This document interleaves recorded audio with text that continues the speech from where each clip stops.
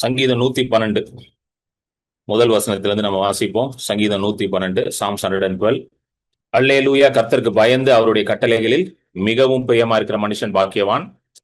அவன் சந்ததி பூமியில் பலத்திற்கும் செம்மையானவர்களின் வம்சம் ஆசீர்வதிக்கப்படும். ஆஸ்தியும் ஐஸ்வர்யமும் அவன் வீட்டில் இருக்கும். அவனுடைய நீதி என்றென்றைக்கும் நிற்கும். செம்மையானவர்களுக்கு இருளிலே வெளிச்சம் உதிக்கும். அவன் இரக்கமும் மனதுருக்கமும் நீதியும் உள்ளவன். இறங்கி கடன் கொடுத்து தன் காரியங்களை நியாயமானபடி நடப்பிக்கிற மனுஷன் பாக்கியவான். அவன் என்றென்றைக்கும் அசைக்கப்படாதிருப்பான். நீதிமான் நித்திய கீர்த்தி உள்ளவன். துர்ச்செய்தியை கேட்கிறதினால் பயப்படான். அவன் இருதயம் கர்த்தரை நம்பி திடனாயிருக்கும். அவன் இருதயம் உறுதியாயிருக்கும். அவன் தன் சத்துருகளில் சரிகட்டுதலை காண மட்டும் பயப்படாதிருப்பான். வாரி இறைத்தான், ஏழைகளுக்கு கொடுத்தான். அவனுடைய நீதி என்றென்றைக்கும் நிற்கும். அவன் கொம்பு மகிமையாய் உயர்த்தப்படும். துர்மார்க்கன் அதை கண்டு மனமடிவாகி தன் பற்களை கடித்து கரைந்து போவான். துர்மார்க்கருடைய ஆசை அழியும். ஆமென். ஸோ இது ரொம்ப ஒரு அற்புதமான ஒரு சங்கீதம். Very powerful and wonderful beautiful song. In fact இந்த சங்கீதத்தை நான் இந்த சங்கீதத்தை ரொம்ப அதிகமாக விரும்ப ஆரம்பிச்சேன்னா ஒரு சில வருஷங்களுக்கு முன்பதாக தான் நான் இதை ரொம்ப அதிகமாக விரும்ப ஆரம்பிச்சேன். நம்ம நிறைய இந்த சங்கீதம் 23, சங்கீதம் 91, சங்கீதம் 1, இந்த மாதிரி சங்கீதங்கள்லாம் நிறைய நம்ம வாசிச்சிருப்போம். ஆனா நானே யோசிச்சேன், இவ்வளவு நாள் பைபிள் வச்சிருக்கோம், இதை எப்படி மிஸ் பண்ணிட்டோம் அப்படின்ட்டு நான் யோசிச்சிருக்கிறேன். ஒரு சில வருஷங்களுக்கு முன்பதாக இதை எனக்கு ஆண்டவர் காண்பிக்கும் பொழுது இவ்வளவு ஒரு அருமையான சங்கீதம் இருக்கு. இதை பத்தி யாருமே சொல்லவும் இல்லை, இதை பத்தி யாரும் பேசவும் இல்லை, இதை மனப்பாடம் பண்ணணும்னு சொல்லவே இல்லை. அதுக்காக மற்றதை நம்ம குறைவா பேசல. பட் இது ரொம்ப ஒரு எப்படி சொல்றது, ஒரு ஃபேண்டாஸ்டிக் சாங். இது ஒரு மனுஷன், அதாவது கர்த்தருக்கு பயந்து ஒரு நீதிமான், கர்த்தருடைய நீதியில கர்த்தருடைய மனுஷன் அவனுடைய வாழ்க்கை எப்படி இருக்க வேண்டும் என்ற ஒரு ப்ளூ பிரிண்ட், ஒரு பிளான் தான் இந்த சங்கீதமே. அதனாலதான் எனக்கு இது ரொம்ப பிடிச்சிருக்கு. இதுல முதல் வசனத்துல இருந்தே ஒரு காரியம் இதுல ரொம்ப தெளிவா தெரியுது. என்னவென்றால், ஆண்டவர் ஒவ்வொரு மனுஷனும் எப்படி இருக்கணும்னு விரும்புறாரு. பாத்தீங்களா? அதை அப்படியே இதுல பார்க்கலாம். நீங்க இப்படிதான் நீ ஆண்டவர்கிட்ட போய் கேட்டீங்கன்னா, இதை நான் விசுவாசிக்கிறேன், அதை நான் சொல்றேன், இது எனக்கு ஆண்டவர் கொடுத்த ரெவலேஷன். ஆண்டவரே நான் எப்படி இருக்கணும் ஆண்டவரே அப்படின்னு நான் கேட்டேன். ஆண்டவர் இதுதான் எனக்கு காட்டுவான்னு எனக்கு தோணுது. இந்த சங்கீதம் 112 இருக்கிற மாதிரி நீ இருக்கணும். ஏன்னா எல்லாமே இருக்கு. It's wholesome song. அப்படிதான் நான் பாக்குறேன். இது எல்லாம் அடங்கி இருக்குது உள்ள. உங்களுக்கு என்ன வாழ்க்கைக்கு என்ன தேவையோ எல்லாமே இருக்கு. உங்களுடைய பர்சனல் லைஃப் எப்படி இருக்கணும், உங்களுடைய ஃபேமிலி லைஃப் எப்படி இருக்கணும், உங்க பிள்ளைகள் எப்படி இருக்கணும், உங்க கையின் பிரயாசம் எப்படி இருக்கணும், மற்றவர்களை நீங்க எப்படி அணுக வேண்டும், எஸ்பெஷலி உங்க இருதயம் எப்படி இருக்க வேண்டும். ரொம்ப முக்கியம் இருதயம். How should your heart be? உங்க இருதயம் எப்படி இருக்க வேண்டும், எவ்வளவு ஸ்ட்ராங்கா இருக்கணும், எப்படி தேவனோட வார்த்தையில அது நிலைத்து இருக்கணும், எஸ்டாப்ளிஷ்டா இருக்கணும், எப்படி உங்க சத்துருக்களை நீங்க எதிர்த்து நிக்கணும், எல்லாமே இதுக்குள்ள வருது பாருங்க. ஒரு 10 வசனத்துல எல்லாமே இது வருது. எல்லா டீடைல்ஸும் இதுக்குள்ள வருது. It's a wonderful song. ஆமென். அதனாலதான் நம்மளுடைய காலை ஜபத்துல பாத்தீங்கன்னா, ஆல்மோஸ்ட் லாஸ்ட் இயர் நம்ம ஸ்டார்ட் பண்ணோம் இந்த காலை அந்நிய பாஷை ஜபம். போன வருஷம் ஜூன்ல ஸ்டார்ட் பண்ண, ஆண்டவர் ஜூன்ல ஸ்டார்ட் பண்ணணும்னு போன வருஷம் சொன்னாரு. அப்பத்துல இருந்து இந்த காலை ஜபம் நடந்துட்டு இருக்கு. நடுவில் கொஞ்ச நாள் இரவு இருந்துச்சு. அப்புறம் திரும்ப ஆண்டவர் காலையில தான் நீ பண்ணணும், இரவு ஜபம் இருக்கட்டும், ஆனா நீங்க மார்னிங் இது பிரேயரை கண்டினியூ பண்ணணும்னு சொல்லி திரும்ப நம்ம பண்ணிட்டு இருக்கோம். அதுல தினமும் வாசிக்கிற ஒரு சங்கீதம் சங்கீதம் 112. ஆமென். ஏன் தினமும் வாசிக்கிறோம், ஏன் ஒரே இதை வாசிக்கிறோம் என்றால், அது ஆழமா நமக்கு உள்ள போகணும், உள்ள போய் உட்காரணும், உள்ள இறங்கணும், இருதயம் ஃபுல்லா நிரம்பி இருக்கணும். ஹல்லேலூயா. தூக்கத்துல எழுப்பி கேட்டால் என்ன சொல்லணும்? ஒரு துர்ச்செய்தியை கேட்டால் அவன் பயப்பட மாட்டான்னு வருது. சங்கீதம் 112 எப்படி வருது? 7வது வசனத்துல, he will not be afraid of evil tidings. துர்ச்செய்தியை கேட்கறதுனால அவன் என்ன பண்ண மாட்டான்? பயப்பட மாட்டான். வசனத்தை போட்டு விஜய் 7. துர்ச்செய்தியை கேட்கறதுனால் பயப்படான். அவன் இருதயம் கர்த்தரை நம்பி திடனாயிருக்கும். ஹல்லேலூயா. சோ சடனா ஒரு செய்தி வருதா, அப்ப நம்ம என்ன இருக்கக்கூடாது? கலங்கிடக்கூடாது. இருதயம் எங்க இருக்கணும்? கர்த்தர் மேல இருக்கணும். அப்போ கர்த்தர் மேல இருதயம் இருக்கணும்னா அந்த அளவுக்கு கர்த்தருடைய வார்த்தையில நம்ம நிலைத்திருக்கணும். ஹல்லேலூயா. யோசபாத் ராஜா யுத்தத்துக்கு போறாரு. யோசபாத் ராஜா யுத்தத்துக்கு போகும் பொழுது தீர்க்கதரிசன வார்த்தை அவருக்கு வருது. இந்த மாதிரி நீ யுத்தத்துக்கு போ, கர்த்தர் உனக்காக யுத்தம் செய்வார் அப்படின்ட்டு. 2 நாளாகமம் 20. நம்ம ஒரு 2-3 வாரத்துக்கு முன்னாடி இதை ரொம்ப டீட்டெயிலா பார்த்தோம். 2 நாளாகமம் 20. அது ரொம்ப அழகான ஒரு வசனம் வரும். 2 நாளாகமம் 20. நல்ல வசனங்கள் எல்லாமே ஒரு ஃபேன்சி நம்பர் தான். 2 நாளாகமம் 20. Very good. போடுங்க. 2 Chronicles 20:20. அவர்கள் அதிகாலமே எழுந்திருந்து தெக்கோவின் வனாந்திரத்திற்கு போக புறப்பட்டார்கள். புறப்படுகையில் யோசபாத் நின்று, யூதாவே எருசலேமின் குடிகளே கேளுங்கள், உங்கள் தேவனாகிய கர்த்தரை நம்புங்கள், அப்பொழுது நிலைப்படுவீர்கள், அவருடைய தீர்க்கதரிசிகளை நம்புங்கள், அப்பொழுது சித்தி பெறுவீர்கள். ஹல்லேலூயா, ஆமென். ரொம்ப அற்புதமான வசனம் அது. ஆங்கிலத்துல தான் ரொம்ப இன்னும் அழகா வருது பாருங்க. ஆங்கிலம், believe in the Lord your God and you shall be established, believe his prophets and you shall prophet and you shall prosper.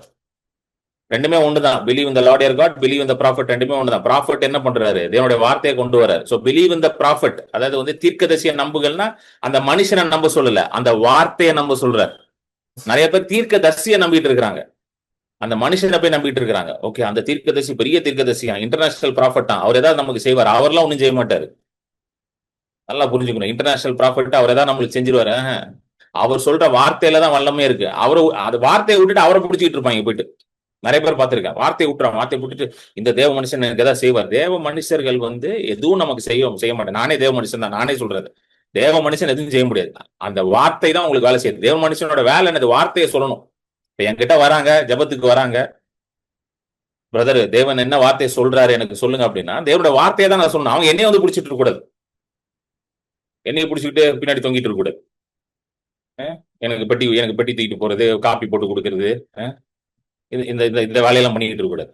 இதெல்லாம் அவருக்கு நான் டெய்லி காப்பி போட்டு கொடுக்குறேன் தீர்க்கதரிசிக்கு, அதனால என் வாழ்க்கை நல்லாயிரும். காப்பி போட்டு கொடுத்தா நல்லதுதான், அதனால நல்லா ஆகாது. தேவனுடைய வார்த்தையை நம்பினாதான் நல்லா இருக்கும். நிறைய பேர் இப்படி நினைச்சுக்கிறாங்க, புரியுதுங்களா? அதுதான் இங்க சொல்லுது. தீர்க்கதரிசியை நம்புங்கள்னா தீர்க்கதரிசி சொல்ற வார்த்தையை நம்புங்கள், தேவனுடைய வார்த்தையை நம்புங்கள். Believe in the word of God, believe in the word that the prophet is giving, அப்பொழுது நீங்கள் சித்தி பெறுவீர்கள், then you shall prosper. Hallelujah, amen. So இதுதான் யோசபாத் வந்து அந்த யுத்தத்துக்கு முன்னாடி சொல்றாரு, எப்பா நீ யுத்தத்துக்கு போற, ஆனா யுத்தத்துக்கு போறதுக்கு முன்னாடி வார்த்தை வந்துருச்சு. என்ன வார்த்தை வருது பாருங்க. அதே 20வது அதிகாரத்துல கொஞ்சம் முன்னாடி போய் வாசிப்போம். தீர்க்கதரிசி உள்ளே ஆண்டவர் பேசுறாரு. 15வது வசனம், 15th verse போட்டு விஜய். அந்த காலத்துல வந்து பரிசுத்த ஆவியானவர் வந்து எல்லார் மேலயும் இருக்க மாட்டார், சகல மாம்சத்தின் மேலயும் இருக்க மாட்டாரு. சில ஆட்கள் மேலதான் ஆண்டவர் வந்து தன்னுடைய ஆவியானவரை ஊற்றி தன்னுடைய வார்த்தையை வெளிப்படுத்துவாரு. சோ ஜெஹசியல் அப்படின்ற ஒரு செகரியா, லேவியர் கோத்திரத்துல இருக்க ஒரு மனுஷன் மேல வருது. அது 14வது வசனத்துல வருது, அதை வாசிக்க வேண்டாம். 15ல அந்த ஜெஹசியல் செகரியா உடைய மகன், லேவியர் கோத்திரத்தை சேர்ந்தவர், அவருக்குள்ள அந்த வார்த்தை வருது. அவர் என்ன சொல்றாரு பாத்தீங்கன்னா, சகல யூதா கோத்திரராரும் எருசலேமின் குடிகளே, ராஜாவாகிய யோசபாத்தே கேளுங்கள், நீங்கள் அந்த ஏராளமான கூட்டத்திற்கு பயப்படாமலும் கலங்காமலும் இருங்கள் என்று கர்த்தர் உங்களுக்கு சொல்லுகிறார். இந்த யுத்தம் உங்களுடையதல்ல, தேவனுடையது. இதுதான் ஆண்டவர் கொடுத்த வார்த்தை. சோ யுத்தத்துக்கு கிளம்புறதுக்கு முன்னாடி இதான் 20:20 சொல்றார். 20:20 நம்ம வாசிச்சோம்ல, என்ன வாசிச்சோம்? தேவனுடைய கர்த்தரை நீ நம்பு, தீர்க்கதரிசியை நம்பு, அப்பொழுது நீ நிலை பெற்றிருப்பா, அப்பொழுது சித்தி போடுவா. அப்பனா இந்த வார்த்தையை நம்பிட்டு நீ இப்ப இந்த யுத்தத்துக்கு போன்றார். எந்த வார்த்தை? இந்த யுத்தம் உங்களுடையதல்ல, இது தேவனுடையது. இதை நம்பிட்டு நீ யுத்தத்துக்கு போ. புரியுதுங்களா உங்களுக்கு சொல்றது? இதான் மேட்டர். ஹல்லேலூயா, ஆமென். 112க்கு வந்துடும். சோ 112 வந்து இது ஆக்சுவலி 112 நான் பேசணும் பிளானே பண்ணல. நேற்று சடனா ஆண்டவர் என்ன பேசினாரு, அதனால எடுத்து நான் பேச ஆரம்பிச்சிட்டேன். 112:1, அல்லேலூயா, கர்த்தருக்கு பயந்து அவருடைய கட்டளைகளில் மிகவும் பிரியமா இருக்கிற மனுஷன் பாக்கியவான். சோ இதுல வந்து 112:1 வந்து பாத்தீங்கன்னா இந்த ஃபர்ஸ்ட் வசனம் ரொம்ப முக்கியமான வசனம். This creates the pathway for all the promises and blessings that are following. ஆமென். இந்த 112:1 இந்த முதல் வசனம் வந்து ஒரு வழியை உண்டாக்குது. எதற்காக? அந்த 2வது வசனத்திலிருந்து வருகிற வாக்குத்தத்தங்கள், ஆசீர்வாதங்கள் எல்லாமே வந்து நம்ம வாழ்க்கையில கட நடக்கிறதுக்கான ஒரு வழியை உண்டாகுது. It is creating a pathway. ஹல்லேலூயா, ஆமென். கர்த்தருக்கு பயந்து அவருடைய கட்டளைகள் மிகவும் பிரியமா இருக்கிற மனுஷன் தான் பாக்கியவான் போட்டிருக்கு. நல்லா புரிஞ்சுக்கோங்க. ஹூஸ் a blessed man போட்டிருக்கு. சி, நல்லா இது குழம்பிக்க கூடாது. கர்த்தருடைய ஆசீர்வாதம் நம்ம எல்லார் மேலயும் இருக்குது. சொல்லுங்க, கர்த்தருடைய ஆசீர்வாதம் அது நம்ம எல்லார் மேலயும் இருக்குது. மரத்தில் தூக்கப்பட்ட எவனும் சபிக்கப்பட்டவன், கிறிஸ்து நமக்காக சாபமாகி நியாயப்பிரமாணத்தின் சாபத்திலிருந்து நம்ம நீங்களாக்கி மீட்டு கொண்டார். எதற்காக? ஆபிரகாமுக்கு உண்டான ஆசீர்வாதம் புறஜாதிகளாகிய நம்மேல் வரும்படியும், வாக்குத்தத்தம் பண்ணின ஆவியை குறித்த வாக்குத்தத்தங்கள் நம்மேல் வரும்படி. சோ கலாத்தியர் 3:13-14. சரிங்களா? எல்லாருமே ஆசீர்வாதம் இருக்குது. ஆமென். ஆனா இந்த ஆசீர்வாதம் யாருக்கு வேலை செய்யுது? முதல்ல விசுவாசம் இருக்கிறவனுக்கு தான் வேலை செய்யுது. ஹல்லேலூயா. For who does the blessing works? First he has to have faith on God. ஹல்லேலூயா. முதல் இது வந்து விசுவாசம். ஆபிரகாமோட ஆசீர்வாதம், கர்த்தருடைய ஆசீர்வாதம் வேலை செய்யணும்னா முதல்ல விசுவாசம் இருக்கணும். யார் மேல விசுவாசம் இருக்கணும்? கர்த்தர் மேல விசுவாசம் இருக்கணும். அவர் மேல விசுவாசம் இருக்கணும். அவர் சிலுவையில் எனக்காக என்ன செய்தார் அது மேல விசுவாசம் இருக்கணும். அவருடைய மாம்சத்தின் மேலும் அவருடைய ரத்தத்தின் மேலும் விசுவாசமா இருக்கணும். அவருடைய வார்த்தையின் மேல விசுவாசமா இருக்கணும். So faith only helps you to activate the blessing. அடுத்தது என்னன்னா faith இருக்கணும். இன்னொன்னு you should stay away from the works of the enemy. பிசாசின் கிரியைகளை விட்டு விலகி இருக்கணும். சோ பிசாசின் கிரியைகளை விட்டு விலகி இருக்கணும். நிறைய பேர் நினைக்கிறாங்கன்னா, எஸ்பெஷலி நான் சில பேர் பார்த்திருக்கேன், இந்த கிருபையில இருக்கிறோம் பிரதர், கிருபையில தான் நம்ம எல்லாருமே வாழ்றோம். சோ என்ன நினைக்கிறேன், கிருபையில இருக்கிறோம் பிரதர், அதனால நம்ம எதுவும் செய்ய வேண்டாம், இஷ்டத்துக்கு வாழலாம் பிரதர், ஆண்டவர் எல்லாத்தையும் முடிச்சுட்டாரு அப்படின்னு இருக்கவங்களாம் நான் பார்த்திருக்கிறேன். பைபிள் படிக்க மாட்டாங்க, ஜெபம் பண்ண மாட்டாங்க. கேட்டா நான் கிருபையில இருக்கிறேன், இயேசு எல்லாத்தையும் முடிச்சிட்டாரு, he has finished everything, so I am under the grace of God. Exactly, definitely you are under the grace of God. நிச்சயமான கிருபையில தான் இருக்கிறீங்க. ஹல்லேலூயா, ஆமென். ஆனா கர்த்தருக்கு பயந்து அவர் கட்டளைகளுக்கு மிகவும் பிரியமா இருக்கிற மனுஷன் தான் பாக்கியவான்னு போடுறோம். இன்னொரு வசனம் பாத்தீங்கன்னா சங்கீதம் 1 எடுங்க. சங்கீதம் 1 2வது வசனம் போடுங்க. சங்கீதம் 1, சரி சங்கீதம் 1 போடுங்க முதல்ல. சாம்ஸ் 1:1. துர்மார்க்கருடைய ஆலோசனையில் நடவாமலும். ஃபர்ஸ்ட் துர்மார்க்கன்னா யாருது? கர்த்தரை நம்பாத ஒரு மனுஷன், அன்காட்லி மேன். அன்காட்லினா கர்த்தர்னா யாருன்னு தெரியாது அவனுக்கு. he doesn't know who God is. அதான் ungodly man. he does not have God in his life. அதான் துர்மார்க்கன். இங்கிலீஷ்ல ரொம்ப அழகா வருது. Wise do not walk in the counsel of the ungodly. துர்மார்க்கனுடைய ஆலோசனையில் நடவாமலும், பாவிகளுடைய வழியில் நில்லாமலும். பாவிகள்னா யாருது? கர்த்தருக்கு விரோதமா வாழ்றவங்க, கர்த்தருக்கு விரோதமான காரியங்களை செய்யறவங்க. அப்பனா basically they're unsaved people who do not know God. அதுதான் அவங்களும் அதே கேட்டகரியில தான் வராங்க. அவர்களுடைய வழியில நில்லாமலும், பரியாசக்காரர் உட்காரும் இடத்தில் உட்காரும், பரியாசக்காரர் ஸ்கான்ஃபுல், இவங்களும் அதே கேட்டகரியில தான் வராங்க. சோ இப்படிப்பட்ட லைஃப் ஸ்டைல் உனக்கு இருக்கக்கூடாது. சங்கீதம் 1 இப்படிதான் ஸ்டார்ட் ஆகுது. You should not have such a lifestyle. Ungodly, sinful, scornful, என்ன துர்மார்க்கன், பாவிகள், பரியாசக்காரர், இந்த மாதிரி லைஃப் ஸ்டைல்ல நீ இருக்காத. ஃபர்ஸ்ட் இப்படிதான் ஸ்டார்டே பண்றது. சங்கீதம் 1 ஸ்டார்ட் பண்ணிட்டு அடுத்த வசனத்துல வருது, இப்படி இருக்காத, எப்படி இருக்கணும்? நெக்ஸ்ட் வர்ஸ் போடு விஜய். அடுத்த வசனம் 2வது வசனம், கர்த்தருடைய வேதத்தில் பிரியமாயிருந்து இரவும் பகலும் அவருடைய வேதத்தில் தியானமா இருக்கிற மனுஷன் பாக்கியவான். புரியுதுங்களா? பாக்கியவான்னா பிளஸட் மேன். ஹல்லேலூயா. பாக்கியவான், அந்த வார்த்தை பாக்கியவான்றது பிளஸட் மேன். சோ ஆங்கிலத்துல அது 3வது வசனத்துல வருது இந்த வார்த்தை. But his delight is in the law and he meditates in the law day night ன்னு வருது. கர்த்தருடைய வேதத்தில் பிரியமாந்து இரவும் பகலும் அவருடைய வேதத்தில் தியானமா இருக்கிற மனுஷன் பாக்கியவான். அடுத்த வசனத்தை போடுங்க. 3வது வசனம் போடுங்க. பாருங்க கீழே இதுல எங்க வருது பாருங்க. ஆங்கிலத்துல what ever he does shall prosper இங்க வருது. ஒரே இதுல வருது. அங்கேயும் மென்ஷன் பண்ணிருக்கிறாங்க. அவன் நீர்கால்களின் ஓரமாய் நடப்பட்டு தன் காலத்தில் தன் கனியை தந்து இலையுதிரா இருக்கிற மரத்தை போல் இருப்பான். அவன் செய்வதெல்லாம் வாய்க்கும். இதுதான் பாக்கியவான் அர்த்தம். What ever he does shall prosper. So whatever you do should prosper. அப்படின்னா நம்ம என்ன பண்ணணும்? 2வது வசனத்துக்கு வாங்க. திரும்ப 2வது வசனத்துக்கு வாங்க. செகண்ட் வர்ஸ் வாங்க. இத பண்ணணும் நீங்க.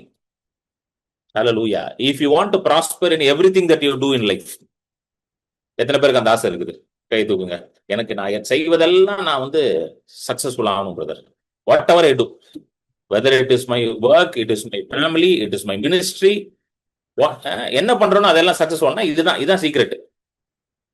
ஹல்லேலூயா. சோ இரவும் பகலும் வேதத்தில் தியானமா இருக்கிற மனுஷன் ஆட்டோமேட்டிக்கா கர்த்தருக்கு பயந்த மனுஷனா தான் இருப்பான். புரிஞ்சிருச்சீங்களா? எத்தனை பேருக்கு புரியுது? இரவும் பகலும் வேதத்தில் தியானமா இருந்து கர்த்தருடைய வார்த்தையின் மேல பிரியமா இருக்கிற மனுஷன் எப்படி இருப்பான்? ஆட்டோமேட்டிக்கா கர்த்தருக்கு பயந்த மனுஷனா இருப்பான். அததான் சங்கீதம் 112 எழுதுறாரு. அல்லேலூயா. கர்த்தருக்கு பயந்து, அப்பனா கர்த்தருக்கு பயப்படுற மனுஷன் இரவும் பகலும் வேதத்தில் தியானமா இருக்கிற மனுஷனா இருப்பான். புரியுதுங்களா? கால்குலேட் பண்ணுங்க. எத்தனை பேருக்கு புரியுது நான் சொல்றது? ஹவு டு நேத்து இதை எக்ஸ்பிளைன் பண்ண ஃபியர் ஆஃப் தி லார்ட். 2 ஸ்கிரீனா வை தம்பி, 2 ஸ்கிரீனா வை. நேத்து நான் எக்ஸ்பிளைன் பண்ண ஃபியர் ஆஃப் தி லார்ட். அது இன்னும் கொஞ்சம் டீடைலா நீங்க எக்ஸ்பிளைன் பண்றேன். So fear of the Lord அப்படின்னா நீங்க ஆட்டோமேட்டிக்கா when your whole mind, heart and consciousness is on God and on the word of God, automatically you start living in the fear of God. இரவும் பகலும் வேதத்தில் தியானமா இருக்கிற மனுஷன் போயிட்டு என்ன பண்ணுவான்? விபச்சாரம் செய்வானா? செய்ய மாட்டான். இரவும் பகலும் வேதத்தில் தியானமா இருக்கிற மனுஷன் போயிட்டு பாவம் செய்வானா? செய்ய மாட்டான். சான்ஸே கிடையாது. Not at all possible. Hallelujah. Is it possible? கிடையவே கிடையாது. சோ ஒருத்த வந்துட்டு உங்ககிட்ட வந்துட்டு நான் கிருபையில வாழ்றேன், ஆனால் நான் பைபிளே படிக்க மாட்டேன் அப்படின்னு சொன்னானா அவனுக்கு கிருபைனா என்னன்னே தெரியலன்னு அர்த்தம். He does not know what the grace of God is. Hallelujah. He is misusing the grace of God. அவன் தேவனுடைய கிருபையை வந்து என்ன பண்ணிட்டு இருக்கான்? மிஸ்யூஸ் பண்ணிட்டு இருக்கான். ஆமென். என் வாழ்க்கையில நான் எடுத்துக்கிட்டேன்னு வச்சுக்கோங்களேன். என் வாழ்க்கையில தான் நான் சொல்றேன். நான் வந்து 2010 தான் எனக்கு இந்த சத்தியம் தெரியுது. That we are under the grace of God. புது உடன்படிக்கையில இருக்கிறோம், நியூ கவர்னன்ட்ல இருக்கிறோம், புது உடன்படிக்கையில இருக்கிறோம், தேவனுடைய கிருபையில இருக்கிறோம். அவர் எல்லாத்தையும் எனக்காக முடிச்சுட்டாரு, சிலுவையில முடிச்சுட்டாரு. யோவான் 19 எழுதியிருக்கு, எல்லாம் முடிந்தது என்று எழுதியிருக்கு. அந்த வார்த்தையின்படி எல்லாம் முடிஞ்சது. பாவம் முடிஞ்சிருச்சு, சாபம் முடிஞ்சிருச்சு, எல்லாம் முடிஞ்சிருச்சு. தழும்புலாம் நான் குணமாயிட்டேன், அவருடைய நீதியினால் நான் நீதிமானாக்க ஆக்கப்பட்டேன் அப்படின்னு அந்த இது தெரிஞ்ச உடனே 2010 அப்ப நான் வந்து சிங்கிளா இருக்கிறேன். I was not married. Full time ஜாப்ல இருக்கிறேன் ஒரு ஐடி கம்பெனில. பைபிள் படிக்கிறதே நிறுத்திட்டேன். ஏன்னா எனக்கு என்ன சொல்லி கொடுத்தாங்க, எல்லாத்தையும் அவர் முடிச்சிட்டாரு, நீ எதுவும் பண்ண வேணாம்னா பைபிள் படிக்கிறதே நிறுத்திட்டேன். உண்மையா நடந்துச்சு என் வாழ்க்கையில. நிறுத்திட்டு ஜாலியா இருந்தேன். யாரு கேட்டாலும் நான் கிரேஸ்ல இருக்கிறேன், அவர் எல்லாத்தையும் முடிச்சிட்டாரு. அப்ப நீங்க என்ன பண்ணுவீங்க? நாங்க ஒண்ணும் பண்ண மாட்டோம், நாங்க படுத்து தூங்குவோம், நாங்க ஒண்ணும் பண்ண மாட்டோம். ஏன்னா நாங்க கிரேஸ்ல இருக்கிறோம். எந்த லெவலுக்கு போயிடுச்சுன்னா யாராவது பைபிள் படிச்சா கிண்டல் பண்றது. பைபிள் படிச்சுட்டு இருக்கான், அதான் கர்த்தர் தான் எல்லாம், இயேசு தான் எல்லாத்தையும் முடிச்சிட்டாரு சிலுவையில, உட்காந்து படிச்சுக்கிட்டு இருக்க, இப்போ உட்காந்து அவர் தான் எல்லாத்தையும் செஞ்சுக்கிட்டு இருக்காரு, உட்காந்து ஜோம் பண்ணிக்கிட்டு இருக்க. அந்த லெவலுக்கு போயிடுச்சு. ஆனா நல்லா கேளுங்க, நீங்க ரியலாவே ரட்சிக்கப்பட்டிருக்கீங்கன்றது எப்ப தெரியுமா கண்டுபிடிக்கலாம்? ஒரு லிட்மஸ் டெஸ்ட்னு ஒண்ணு இருக்கு. கெமிஸ்ட்ரி லேப்ல எல்லாம் லிட்மஸ் டெஸ்ட் ஒன்று பண்ணுவாங்க. ஞாபகம் இருக்கா? நான் ஸ்கூல்ல எல்லாம் பண்ணிருக்கேன், ஞாபகம் இருக்கு எனக்கு. ஒரு பேப்பரை எடுத்து ஒரு கெமிக்கல்ல வச்சு அது அப்படியே கலர் மாறும், அதான் லிட்மஸ் டெஸ்ட் அப்படின்னுவாங்க. அந்த கெமிக்கல் காம்போசிஷன் இருக்கான்றத ஒரு டெஸ்ட் பண்ணி கண்டுபிடிப்பாங்க. ஸோ லிட்மஸ் டெஸ்ட், அதாவது இஃப் யூ ரியலி சேவ்டுன்றதை எப்படி தெரியுமா கண்டுபிடிக்கலாம்? ஒரு ஒரு ஒரு ஒரு பீரியட் ஆஃப் டைம் வந்து நீங்க வந்து வேதத்தை வாசிக்கல, இல்ல நீங்க ஜெபமே பண்ணல அப்படின்னு இருக்கும்போது உங்களுக்குள்ள ஒரு ட்ரைனஸ், உங்களுக்குள்ள you will start feeling a dryness. You will not be comfortable in life. எத்தனை பேருக்கு புரியுது? ஒரு ட்ரைனஸ் ஃபீல் பண்ண ஆரம்பிச்சிருங்க நீங்களே. என்னடா அது ஏதோ மிஸ் ஆகிற மாதிரி இருக்கே அப்படின்னு ஃபீல். எத்தனை பேர் அப்படி ஃபீல் பண்ணிருக்கீங்க? ஒரு பீரியட் ஆஃப் டைம் சரியா பைபிள் படிக்கல, சரியா மெசேஜ் எல்லாம் கேட்கறது இல்ல, இஷ்டத்துக்கு அப்படியே ஜாலியா வாழ்ந்துட்டு இருக்கோம். ஆனா எல்லாம் நல்லா இருக்கிற மாதிரி இருக்கு லைஃப்ல. நல்லா எல்லாம் தேவையான பணம் இருக்குது, 3 வேளை சோறு இருக்குது, போயிட்டு வர்றதுக்கு கார் இருக்கு, தங்குறதுக்கு வீடு இருக்கு, எல்லாம் இருக்குது. ஆனா உள்ள என்ன இருக்குது? ட்ரைனஸ் இருக்கு. எத்தனை பேர் இதை ஃபீல் பண்ணிருக்கீங்க? நானும் நிறைய ஃபீல் பண்ணிருக்காரு. அப்பனா என்ன அர்த்தம்னா யூ ஆர் ரியலி சேவ்டுன்னு அர்த்தம். இதுதான் ஒரு லிட்மஸ் டெஸ்ட். நீங்க ரட்சிக்கப்பட்டீங்கன்றதுக்கு ஒரு அறிகுறி. அது ரட்சிக்கப்பட்டவனுக்கு தான் இந்த ட்ரைனஸ் ஃபீல் ஆகும். ஏன்னா ரட்சிக்கப்பட்டவன் வந்து எப்படி இருக்கான்? யோவான் 15வது அதிகாரத்துல சொல்றாருல, அவன் வந்து அந்த திராட்சை செடியோட கனெக்ட் ஆயிருக்கிற கொடியை போல இருக்கிறான். ஒரு நாள் நம்ம அதையும் நம்ம பார்த்தோம். யோவான் 15ல he is like a branch which is connected to the vine. அந்த வைன் யாரு? அந்த திராட்சை செடி யாரு? இயேசு. நம்ம தான் அந்த கொடி. சோ கொடி வந்து அவரோட கனெக்டா இருக்கும் பொழுது என்ன நடக்கும்? ஃப்ளோ வந்துகிட்டே இருக்கும். சோ எனக்கு 2010 நான் ஃபீல் பண்றேன், ஆண்டவர் எல்லாத்தையும் முடிச்சிட்டாரு, இனிமேல் பைபிளே படிக்க வேண்டாம். ஏன்னா அதுக்கு முன்னாடி எப்படி சொல்லி வளர்த்துட்டாங்க நம்மள? பைபிள் படிக்கலன்னா நரகத்துக்கு போயிருவேன். கரெக்டா இல்லையா? பைபிள் படிக்கலன்னா நரகத்துக்கு போயிருவேன், டெய்லி ஜெபம் பண்ணல நரகத்துக்கு போயிருவேன். அது எப்படி சொல்லிட்டாங்க? முழங்கால் பண்ணி ஜெபம் பண்ணா முடிஞ்சு கதை அப்படின்ட்டாங்க. எத்தனை பேர் கேள்விப்பட்டீங்க? முழங்கால் பண்ணி ஜெபம் பண்ணாதான் கேட்பாரு, இல்லைன்னா அவ்வளவுதான் கேட்க மாட்டாரு. நின்றுட்டு ஜெபம் பண்றோம், உட்காந்து ஜெபம் பண்ணலாம் செல்லாது, முழங்கால் பண்ணணும். அது அது அது எங்க வீட்டுல எல்லாம் இப்படி கொஞ்சம் குடிஞ்செல்லாம் முழங்கால் பண்ணாலும் ஒத்துக்க மாட்டாங்க. நேர் முழங்கால் நில்லுன்னு வராங்க எங்க அம்மா சொல்லுவாங்க, கர்த்தருக்காக நேர் முழங்கால் நிக்க முடியாத ஒன்னால அப்படின்னு எங்க அம்மா திட்டுவாங்க என்ன. புரியுதுங்களா? அப்படி இருந்தாதான் கர்த்தர் உன்னை இது பண்ணுவாருன்றது. அதனால இது புது உடன்படிக்கையில வந்தோம்னு இந்த அவுத்து விட்ட கழுதுன்னு வாங்கி தெரியுமா? இந்த ஊர்ல சொல்லுவாங்க அவுத்து விட்ட கழுதுன்னா என்ன பண்ண தெரியாம அப்படி சுத்திக்கிட்டு இருந்தேன். ஆனா I started feeling an emptiness within me. So நல்லா கவனிங்க, இது ஏன் நான் இப்ப பேசுறதுன்னு தெரியல, ஆனா இப்ப அதை பேசிக்கிட்டு இருக்கேன்.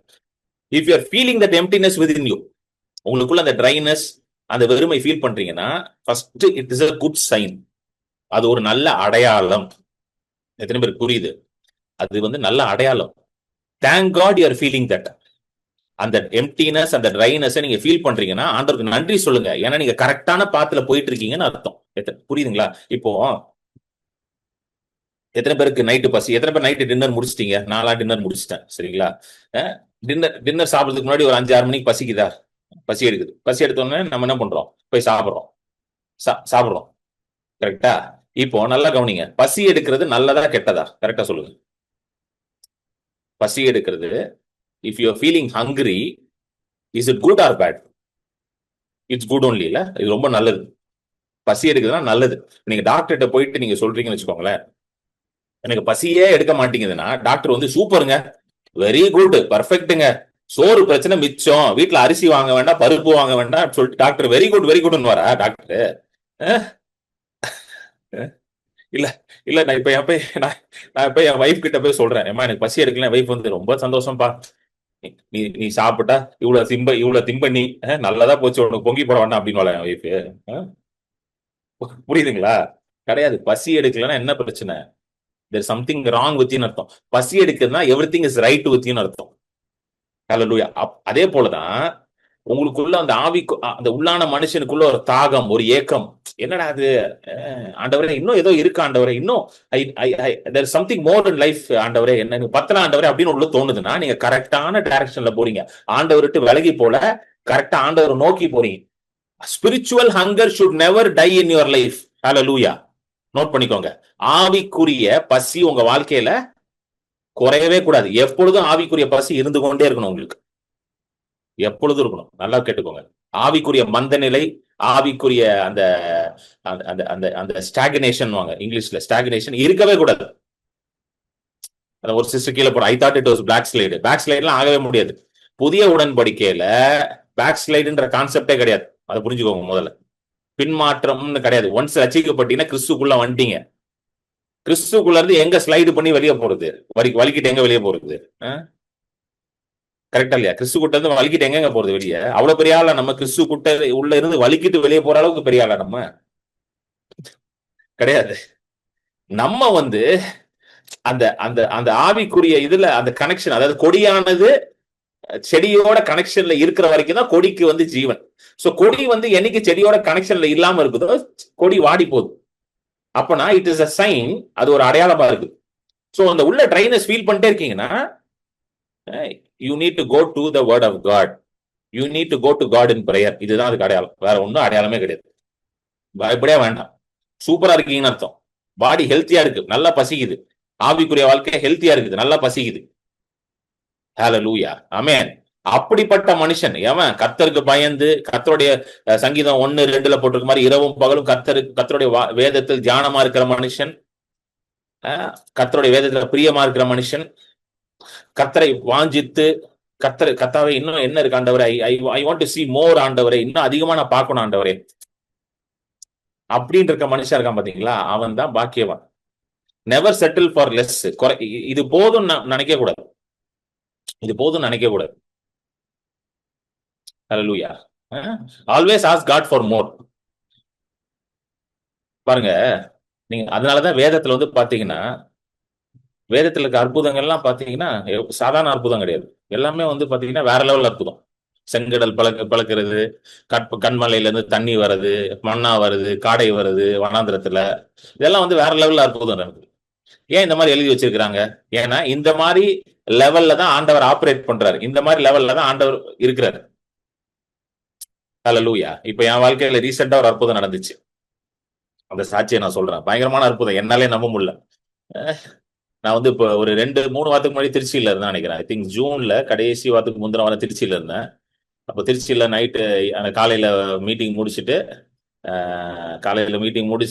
மத்தியானம் கொஞ்சம் ரெஸ்ட் எடுத்துட்டு திரும்ப நைட்டு 10 மணிக்கு நம்மளுடைய சண்டே நைட்டு 10 மணிக்கு இங்கிலீஷ் மீட்டிங்கை முடிச்சுட்டு 12 மணிக்கு நான் திருச்சியில இருந்து கிளம்புறேன். நைட்டு 12 மணிக்கு நான் திருச்சியில இருந்து கிளம்புறேன்.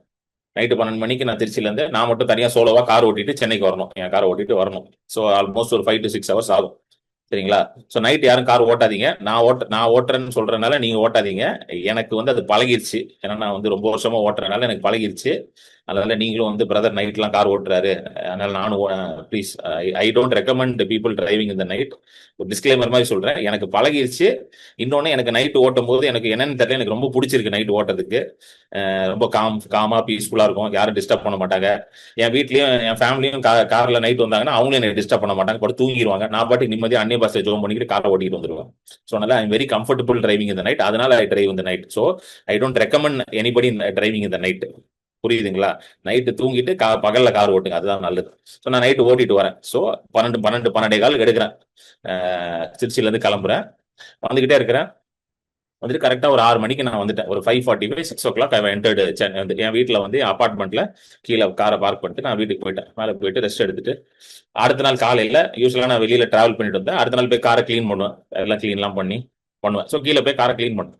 கிளீன் பண்ணும்போது என்ன யோசிச்சேன்னா, என் பார்க்கிங்ல என் கார் வந்து கொஞ்சம் கொஞ்சம் ஃபார்வர்டா நின்றுட்டு இருந்துச்சு. அதாவது ஒரு 1 மீட்டர் 2 மீட்டர் கொஞ்சம் முன்னாடி இருந்துச்சு என் பார்க்கிங், என்னோட டெசிக்னேட்டட் பார்க்கிங்ல. ஸோ நான் என்ன வச்சேன், சரி கொஞ்சம் முன்னாடி நிக்குது, நம்ம கரெக்டா பின்னாடி விட்டுருவோம்னு சொல்லிட்டு என்ன பண்ணேன், சரி ஒரு மீட்டர் தான், 1 மீட்டர் கூட இருக்காது, ஒரு 1/2 மீட்டர் தான் முன்னாடி இருக்கும்னு நினைக்கிறேன். ஸோ 1/2 மீட்டர் தான் இருக்காது, எதுக்கு வண்டியை ஸ்டார்ட் பண்ணி ரிவர்ஸ் எடுக்கணும்னு சொல்லிட்டு அப்படியே வண்டி நியூட்ரல் இருக்குது. அப்படி சும்மா வண்டி தள்ளினாலே பின்னாடி போயிடும். ஹேண்ட் பிரேக் எடுத்து நீங்க தள்ளினாலே பின்னாடி போயிடும். ஸோ அப்படியே தள்ளினா வண்டி பின்னாடி போயிடுச்சு.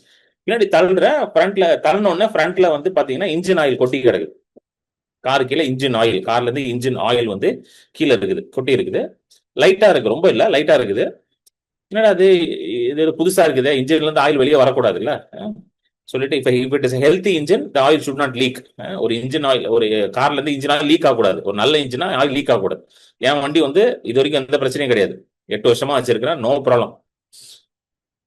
தொட்டு பாக்குறேன், என்னடா இன்ஜின் ஆயில் மாதிரி இருக்கு. அப்புறம் கையை அடியில விட்டு, இன்ஜின் அடியில கையை விட்டு தொட்டு பார்த்தா கையில ஆயில் போட்டு. அப்புறம் பானட்டை திறந்துட்டு இன்ஜின் ஆயில் லெவல் செக் பண்றேன். லெவல் செக் பண்ணா சுத்தமா ஆயில் இல்லை இன்ஜின்ல, ட்ரையா இருக்கு இன்ஜின். என்னடா அது, இன்ஜின் ட்ரையா இருக்குது, ஆயிலே இல்லை, எங்கடா போச்சு ஆயில் அப்படின்னு சொல்லிட்டு. ஆனா வரும்போது I did not see any symptoms.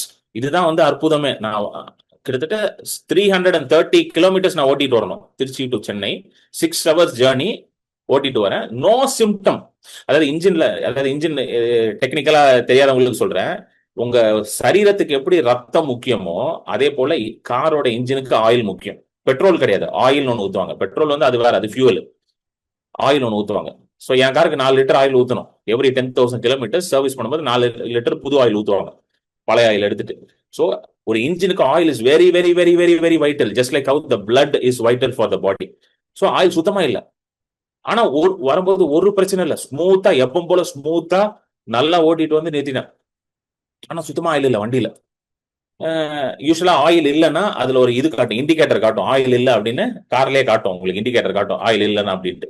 அதுவும் காட்டல. அப்புறம் உடனே கார் மெக்கானிக் ஃபோன் பண்ணி இந்த மாதிரி இருக்கு வாங்க அப்படின்னா, அவர் வந்து பார்த்துட்டு, என்ன சார் சுத்தமா ஆயில் இல்லை, எப்படி சார் நீங்க, அவர் ஆச்சரியப்படுறாரு, எப்படி சார் நீங்க அங்க இருந்து வந்தீங்க, சுத்தமா ஆயில் இல்லை, ட்ரையா இருக்குது வண்டின்றாரு. இது எப்படின்னு, இது எப்படி காரணம், இது this is only possible by God. Hallelujah, இதுதான் ஆண்டவர். ஆமென். ஆண்டவரால கூடாத காரியம் ஒண்ணுமே கிடையாது. மெக்கானிக்கலி, டெக்னிக்கலி, லாஜிக்கலி இது is not at all possible. இது சாத்தியமே கிடையாது. இது சாத்தியமே கிடையாது. நீங்க எந்த ஆள்கிட்ட வேணா, எந்த கார் ஷோரூம் மெக்கானிக் யார்ட்டனாலும் கேளுங்க, இன்ஜின் ஆயில் இல்லாம கார் ஓட்டுமான்னு போய் கேளுங்க, எல்லாருமே சான்ஸே இல்லைன்னு சொல்லுவாங்க. இன்ஜினே சீஸ் ஆயிரும். சீஸ் ஆயிருன்னா இன்ஜின் சீஸ் ஆகி இன்ஜினே உடஞ்சிரும். மெக்கானிக் சொல்றாரு, சார் இதெல்லாம் சான்ஸே இல்லை சார் இதெல்லாம் அப்படின்றாரு. இது எப்படி சார் நடந்துச்சுன்னு அவர் இன்னும் கூட அவருக்கு புரியல. எனக்கு தெரியும் அது கர்த்தர் தான் செஞ்சாரு. இதுதான் நம்முடைய ஆண்டவர். ஹல்லேலூயா, திஸ் இஸ் அவர் காட். ஹல்லேலூயா. ஏன்னா நான் எப்பொழுதுமே என் கார்ல ஏறும் பொழுது நான் ஒரு விஷயத்தை விசுவாசிப்பேன். இந்த கார் வச்சிருக்கபடி ஒரு கார் வச்சிருந்தேன், ரொம்ப பழைய கார் ஒன்று வச்சிருந்தேன். இப்ப வச்சிருக்க காரோட முன்னாடி ஒரு கார், அது கிட்டத்தட்ட ஒரு 12-13 வருஷம் பழைய கார் அது. அதை எடுத்துட்டு நிறைய இடங்களுக்கு போயிருக்கேன், நான் ஊழியத்துக்கு போயிருக்கேன். நான் எப்பவுமே எந்த வண்டியில ஏறினாலும் நான் ஒரு விசுவாசத்தோட ஏறுவேன். என்னன்னா, நான் ஆசீர்வதிக்கப்பட்ட மனுஷன், கர்த்தருடைய ஆசீர்வாதம் என் மேல் இருக்கிறது, ஆகையால் இந்த வாகனமும் என் மூலமாக இந்த வாகனம் ஆசீர்வதிக்கப்படுகிறது. இதுதான் என்னுடைய விசுவாசம். ஹல்லேலூயா.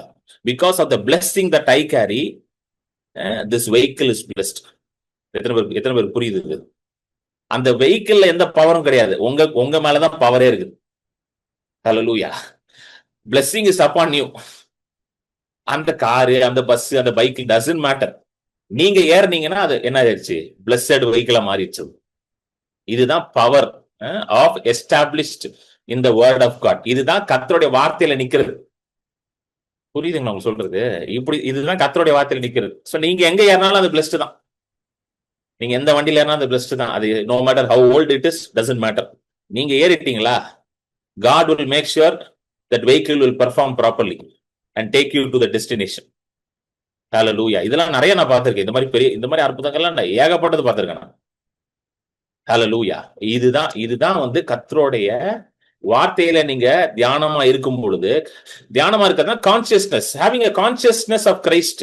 சரி, நிறைய பேர் என்ன நினைக்கிறாங்கன்னா, இந்த சங்கீதம் சங்கீதம் திரும்பி போடு தம்பி, சங்கீதம் 1, 2 போடு, இரவும் பகலும் தியானமா இருக்குதுன்னா நிறைய பேர் என்ன நினைக்கிறாங்க, பிரதர் அப்ப 24 hours நான் பைபிளே படிக்கணுமா பிரதர், அப்ப நான் எந்த வேலையும் செய்ய வேண்டாமா பிரதர் அப்படி நினைக்கிறாங்க நிறைய பேர். என்கிட்ட கேட்டிருக்காங்க, என்ன பிரதர் நீங்க வேலைக்கெல்லாம் போக வேண்டாமா, வீட்டுல வேலையை பார்க்க வேண்டாமா, எதுவும் பண்ண இப்ப நம்மளுக்கும் எனக்கும் நிறைய மத்த வேலைகள்லாம் இருக்கு, வெளியில ஊழியத்துக்கு போக வேண்டியது இருக்கு, டிராவல் பண்ண வேண்டியது இருக்கு, இப்படியே பைபிள்ல வச்சுக்கிட்டே கார் ஓட்ட முடியுமா, முடியாது. அப்ப என்ன சொல்ல வராங்க இங்க, என்ன இங்க சங்கீதக்காரன் சொல்ல வராரு, கர்த்தருடைய வேதத்தில் பிரியமா இருந்து இரவும் பகலும்னா தியானமா இருக்கிற மனுஷன் பாக்கியவன்னா. சரி, உங்களுடைய தாட் ப்ராசஸ் வந்து உங்க தாட் ப்ராசஸ் இருக்குல்ல, உங்க மைண்ட் இருக்குல்ல, அது வந்து சும்மாவே இருக்காது. கவனிச்சு பாத்தீங்களா, சும்மாவே இருக்காது. நீங்க சொல்லலாம் நான் சும்மா தான் இருக்கிறேன்ட்டு, ஆனா உங்க மைண்ட் ஏதாவது யோசிச்சுட்டு தான் இருக்கும். எத்தனை பேர் கவனிச்சிருக்கீங்க? அது இப்படியே தான் உட்காந்துருப்பீங்க. சில பேர் பாத்துருக்கீங்க இப்படியே தான் உட்காந்துருப்போம், ஆனா மைண்ட்ல என்ன இருக்கும், ஏதாவது ஓடிக்கிட்டே இருக்கும், ஏதாவது ஒண்ணு ஓடிக்கிட்டே இருக்கும். சோ மைண்ட்ல என்ன ஓடுதுன்றதை நீங்க டிசைட் பண்ணலாம். புரியுதுங்களா? உங்க மைண்ட்ல என்ன ஓடணும்ன்றதை யார் டிசைட் பண்ணணும்? நீங்க டிசைட் பண்ணலாம். It is up to you. God has given you the power to take that decision. So you have the power over your mind. சொல்லுங்க, I have the power over my mind. சரிங்களா? நிறைய பேர் நினைக்கிறாங்க, நிறைய பேர் நினைக்கிறாங்கன்னா, எனக்கு எந்த பவரும் இல்ல பிரதர் மைண்ட்ல, அது பாட்டுக்கு ஓடுது பிரதர். அது பாட்டுக்கு ஏன் ஓடுதுன்னா, அதாவது நான் சொன்னேன் பாத்தீங்களா, மைண்டுக்கு போற தீனியை வந்து கண்ட்ரோல் பண்ணணும். The input to the mind should be controlled. So இன்னைக்கு ஒரு வசனம் நம்ம வாசிப்போம், 17:9. எல்லாவற்றை பார்க்கிலும் இருதயமே திருக்குள்ளதும் மகா கேடுள்ளமாய் இருக்கிறது, அதை அறியத்தக்கவன் யார்? The heart is deceitful above all things, desperately wicked. Who can know it? ஹார்ட்னா உங்க உள்ளான மனுஷன், இந்த உள்ளான அந்த தாட் ப்ராசஸ் இருக்குல்ல, அதை பத்தி எழுதியிருக்கு. உங்க சோலிஷ் ரெல்ம், உங்க மைண்ட். சோ அதுதான் எப்படி இருக்குதா, ரொம்ப பொல்லாததா இருக்குதான், திருக்குள்ளதும், desperately wicked, deceitful above all things. So இந்த ஹார்ட் ஏன் அப்படி இருக்குது? See, பிசாசு வந்து பாத்தீங்கன்னா, அவன் எதை கேப்சர் பண்ண பாக்குறான்னா, உங்களுடைய மைண்டை தான் கேப்சர் பண்ண பாக்குறான். புரியுதுங்களா? அவன் வந்து உங்களுடைய ஃபைனான்ஸ் எல்லாம் தொட மாட்டான். வந்து உங்களோட ஃபைனான்ஸை தொடணும், இல்ல உங்க ஹெல்த்தை தொடணும், அதெல்லாம் அவனுக்கு தேவையில்லை. உங்க மைண்டை தொட்டா எல்லாத்தையும் தொடரலாம் அவன். எத்தனை பேர் புரியுது? உங்க மைண்டை கேப்சர் பண்ணா அவன் எல்லாத்தையும் கேப்சர் பண்ணிடும். So is always after your heart நான் சொல்லும் போது மைண்டு உள்ள வருது. உங்க மனது, உங்க சிந்தை, இதுக்கு பின்னாடி தான் இருக்கிறான். சரிங்களா? இங்க இதுல பாத்தீங்கன்னா, நீங்க பழைய ஏற்பாட்டுல பாத்தீங்கன்னா, ஆதியாகமம் 6:5, மனுஷனுடைய அக்கிரமம் பூமியிலே பெருகினது என்றும் அவன் இருதயத்தின் நினைவுகளின் தோற்றம் எல்லாம் நித்தமும் பொல்லாததே என்றும் கர்த்தர் கண்டு. நித்தமும் பொல்லாததே. The thoughts of his heart was only evil continually. நித்தமும் பொல்லாதது, கண்டினியூஸா மைண்ட்ல. இது வந்து எப்போ வருதுன்னா, அந்த பெரிய ஃப்ளட் வருதுல, அந்த கிரேட் ஃப்ளட் ஆஃப் நோவா, ஜல பிரளயம். நோவா காலத்துல வந்து அந்த பெரிய ஜல பிரளயம் இருக்குல்ல, அதுக்கு முன்பதாக ஆண்டவர் சொல்றாரு, மனுஷனுடைய ஃபுல் தாட் ப்ராசஸே கரெக்ட் ஆயிடுச்சான். நித்தமும் கண்டினியூஸா அவன் ஃபுல்லா யோசிக்கிறது ஃபுல்லா ஈவில் தாட்ஸ் தான். சரி, எப்படி இப்படி கொண்டு வந்தான்? எப்படி மனுஷன் அப்படி மாறினா? பிசாசு வந்து அவனுடைய இருதயத்தை கேப்சர் பண்றான். இருதயத்தை கேப்சர் பண்ணி டோட்டலா அவனை எப்படி மாத்தினான்? Evil thoughts. எப்படி வந்து அந்த ஆதியாகமம் 3 வாசிக்கிறோம்ல, எப்படி வந்து ஆதாமும் ஏவாளும் அந்த பழத்தை சாப்பிடுறாங்க, இருதயத்தை கேப்சர் பண்றான். நீங்க நல்லா போய் படிச்சு பாருங்க. அங்க பிசாசு வந்து அப்படியே பேசுறான், வந்து அப்படியே உருகுற மாதிரி பேசுறான். வந்து உருகுற மாதிரி பேசுறதை கேட்டோன்னு என்ன ஆகுது? எதிர்ப்பு புரியுது? இன்னைக்கு நிறைய பேரோட இருதயம் வந்து தப்பான காரியங்களால கேப்சர் ஆகப்பட்டிருக்கு.